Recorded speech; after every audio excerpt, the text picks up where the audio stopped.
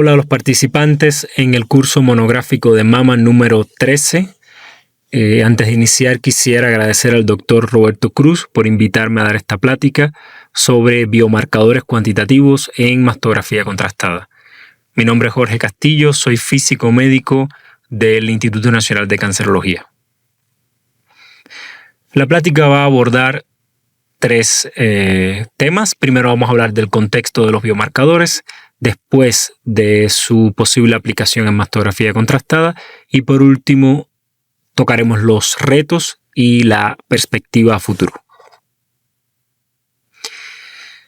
En la era de la medicina de precisión y las terapias personalizadas, el propósito es darle a cada paciente el tratamiento que tiene la mayor efectividad, la menor resistencia y la menor toxicidad.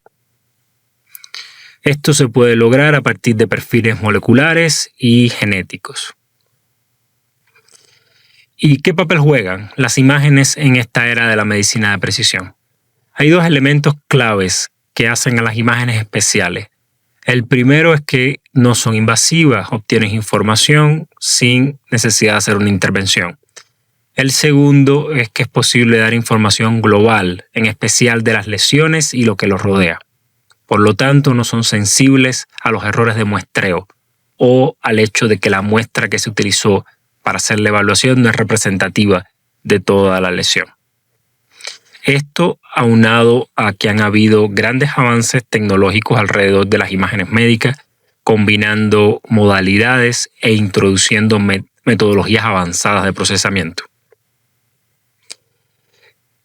En este contexto hay dos enfoques distintos para utilizar las imágenes con el propósito de predecir, ya sea la efectividad de un tratamiento o la toxicidad. El enfoque más conocido actualmente es el de la inteligencia artificial, en la cual de alguna manera pasamos un grupo de imágenes por una especie de caja negra, le enseñamos cuál es el resultado final y esta caja negra aprende a predecir con cierto nivel de confianza. Otro enfoque, y es el que vamos a tratar en esta plática, está más relacionado con la capacidad de tener una causalidad en las cosas que medimos, y es el enfoque de los biomarcadores. La lógica aquí sería, por ejemplo, en una lesión que está creciendo, tiene un proceso de angiogénesis, aparecen vasos con porosidades, por lo tanto el medio de contraste se vierte dentro de la lesión y la cantidad de medio de contraste podría estar relacionada con la capacidad para que llegue un agente terapéutico a la lesión. Entonces, la cantidad de medio de contraste podría potencialmente ser un biomarcador de la efectividad del tratamiento a futuro. Esa es la diferencia entre el concepto de los biomarcadores para predicción y el de inteligencia artificial. Así, la Alianza para los Biomarcadores Cuantitativos de Imagen, que pertenece a la Sociedad Americana de Radiología, dio la siguiente definición. Biomarcador cuantitativo es una característica objetiva que sirve como un indicador de un proceso biológico normal, un proceso patológico o una respuesta a una intervención terapéutica. Y tienen una escala que está dividida en 3 etapas, en la cual la etapa 3, que es la mayor, es un biomarcador que es clínicamente factible y se puede utilizar clínicamente sin discusión. La etapa 1 es un posible biomarcador donde alguien presentó una propuesta de cómo medirlo. Y la 2 es cuando ya se alcanzó un consenso sobre esta medición. Hay pocos biomarcadores cuantitativos por imagen, como pueden ver. Los más conocidos los van a identificar. Es el cambio de volumen tumoral en tomografía, el valor estandarizado de captación en PET-CT, el valor del coeficiente aparente de difusión en resonancia y recientemente la velocidad de las ondas transversales para la fibrosis hepática en ultrasonido. Este es el estado del arte de los biomarcadores. Veamos un ejemplo más específico y probablemente el más conocido de todos, el valor estandarizado de captación. Que sea un biomarcador significa que yo puedo decir que la actividad glucolítica tumoral medida a través del valor SUB se puede determinar con un coeficiente de variación intrasujeto de un 10 a un 12%. Y con esta información puedo también decir que un aumento medido en el valor estandarizado de captación de 39% o una disminución por debajo de 28% indica que se ha producido un cambio real en la lesión con un 95% de confianza. De igual manera, para el coeficiente aparente de difusión, puedo decir que si se mide siguiendo el perfil sugerido por Kiva, un cambio en el ADC de una lesión de mama de más de un 13% indica que se ha producido un cambio real en la lesión con un 95% de confianza. Entonces, la clave en los biomarcadores está en que no solo lo puedes medir, sino que puedes establecer un intervalo alrededor del cual yo puedo confiar en que está el valor real. Hablemos de los biomarcadores cuantitativos en mastografía contrastada. Primero, el proceso de cuantificación. Hay dos elementos principales. La parte que tiene que ver con la biología. A una mujer dada con una lesión sospechosa se le administra el medio de contraste ayudado. Y la parte que tiene que ver con la tecnología y la medición de la cantidad de medio de contraste que se derramó dentro de la lesión. En esta lo primero es adquirir un estudio de mastografía con energía dual. Luego un radiólogo experto debe detectar dónde está la lesión, segmentar la región y con esa información podemos aplicar un algoritmo que permite calcular cuánto yodo se derramó dentro de ella. Hipotéticamente, esta información del derrame del medio de contraste yodado es un indicador de la vascularidad de la lesión y de la permeabilidad. También ocurre el derrame en tejido fibroglandular. En este caso se llama realce parenquimatoso de fondo.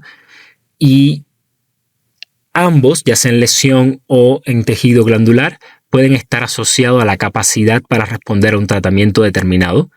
En el caso de la lesión también hay evidencia científica de relación con los receptores moleculares y para el realce de fondo con el riesgo de desarrollar cáncer.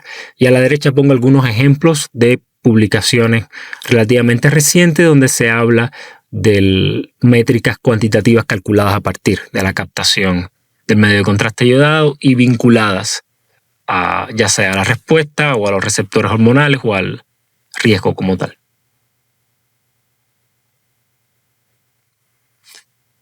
Una pregunta genuina y que siempre surge es ¿qué podría aportar la mastografía contrastada en términos cuantitativos que ya no debió haber mostrado la resonancia magnética? Para poder responderla debemos concentrarnos en dos elementos principales. Elementos técnicos. Uno es la capacidad para mostrar contraste y el otro es la capacidad para mostrar detalles. Este diagrama en el cual la flecha indica mayor capacidad para mostrar contraste y en la otra mayor capacidad para mostrar detalle, trata de ubicar a las dos modalidades. Como todos saben, la resonancia tiene mayor resolución de contraste, pero su capacidad para ver detalles es menor. Entonces, la mastografía contrastada tiene un área única de oportunidad en sus posibilidades de ver cosas pequeñas. Entonces, en común, y esto es basado en un metaanálisis publicado no hace mucho, tiene una capacidad similar para predecir la respuesta patológica completa. Hay una alta correlación en las dimensiones de la captación medida en resonancia magnética y en mastografía contrastada y hay un acuerdo en la existencia del realce parenquimatoso de fondo, no así en la intensidad de ese realce. Y cosas que solo ofrece la resonancia magnética es la información cinética de la permeabilidad de la lesión, quiere decir cómo llega el medio de contraste y cómo sale, y tienen un mayor campo de visión. Considerando las diferencias con resonancia magnética, mastografía contrastada puede medir casi las mismas métricas que resonancia, derrame promedio de yodo, derrame máximo, desviación estándar de la distribución del medio de contraste ayodado, o la kurtosis, que es popular en resonancia magnética, o métricas avanzadas conocidas bajo la gran sombrilla de la radiómica, que son de textura, de morfología o de otros espacios matemáticos. Los retos y las perspectivas a futuro también.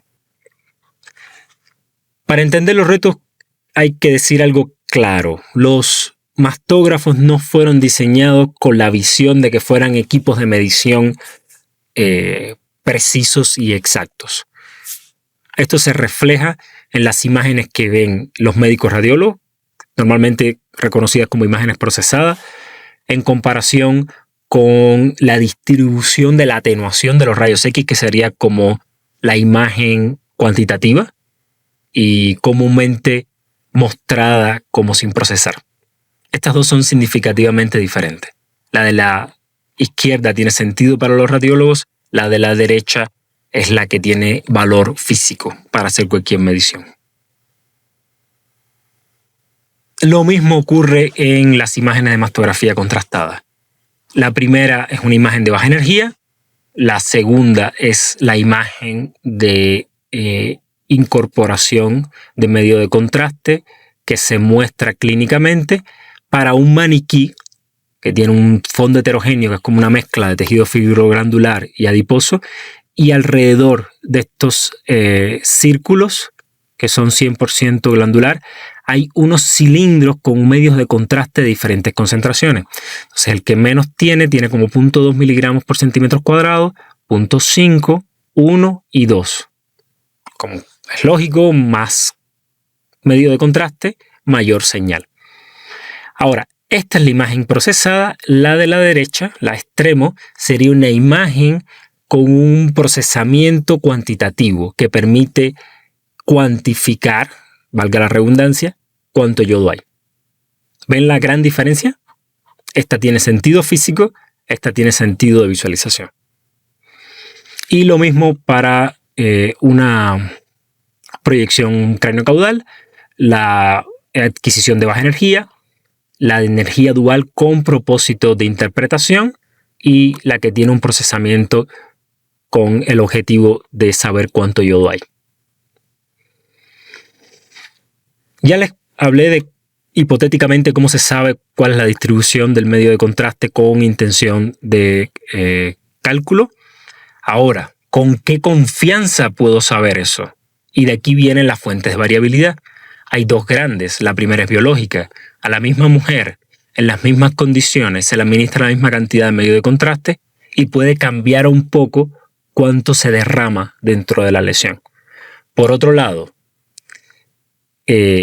suponiendo que la lesión tiene la misma distribución de medio de contraste, dependiendo de en qué momento se adquiera y en qué punto esté la constancia temporal del mastógrafo, o quién sea quien segmente la lesión, o cuál sea el algoritmo de cálculo, puede haber una variabilidad también.